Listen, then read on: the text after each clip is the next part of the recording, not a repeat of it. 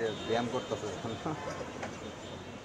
দেশের ফুটবল উন্মাদনা পুনর্জাগরণের পেছনে বড় অবদান বাংলাদেশি বংশোদ্ভূত ফুটবলার হামজা চৌধুরী ও সমিত সোমের। তাদের হাত ধরেই হারানো জৌলুস ফিরে পেতে শুরু করেছে লাল সবুজ।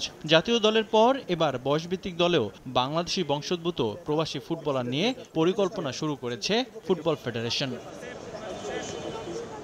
বিশ্বের বিভিন্ন লিগ খেলা 52 জন ফুটবলার নিয়ে নতুন ইতিহাস রচিত করতে যাচ্ছে বাফুফে। শনিবার শুরু 3 দিন ব্যাপী ট্রায়াল। এই আয়োজনের প্রাণকেন্দ্র 4500 মাইল দূর থেকে উড়ে আসা ডেনমার্কের সাকিব মাহমুদ।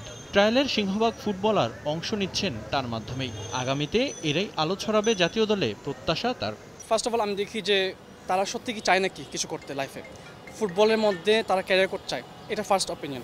সেকেন্ড, আমি চাই যে 4th টায়ার থেকে যদি নিয়ে আসতে পারি, এর চেয়ে লোয়েস্ট না। তবে দেখা গেল যে ব্রিটিশ যে প্লেয়াররা তারা অনেক বছর ধরে ওখানে খেলে, তো ওখান থেকে 4th টায়ার না, ওখানে 8th টায়ার পর্যন্ত যারা খেলে তাদের কিন্তু লেভেল আছে ন্যাশনাল টিমে কম্পিটিশন করাটা। আই এম ড্রিমিং, আমি স্বপ্ন দেখি যে সব প্লেয়ার একসময় চান্স পাবে। সাকিব মাহমুদের আরও একটি পরিচয় আছে, তিনি জামাল ভুঁইয়ার বন্ধু।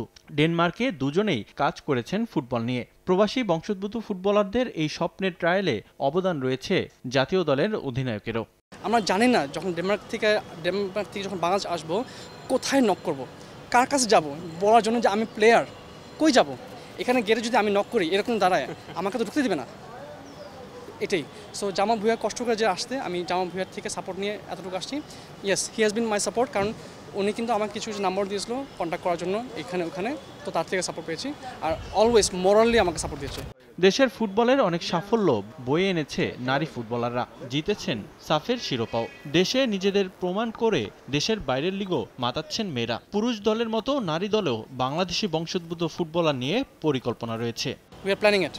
সো আমার অলরেডি 5 থেকে 6টা ফিমেল প্লেয়ার আছে, ওনাদের নাম অলরেডি মিডিয়াতে হাইপ করা হয়েছিল। আনিকা সিদ্দিক, যেমন শাইলা অ্যাস্টন ভিলাতে চান্স পেয়েছে, তো আপনারা বুঝতে পারেন যে কোন লেভেলে খেলে। তো তারা রেডি আসার জন্য, এখন বাস সময় দেখতে হবে যে কখন আসলে তাদের নিয়ে চান্স দেওয়া উচিত। ফিমেল ডিভিশন নিয়েও আমি কাজ করতে চাই। দেশের ফুটবল নিয়ে দীর্ঘমেয়াদে কাজ করার পরিকল্পনা এই ড্যানিশ কোচের। 100% সাকসেস।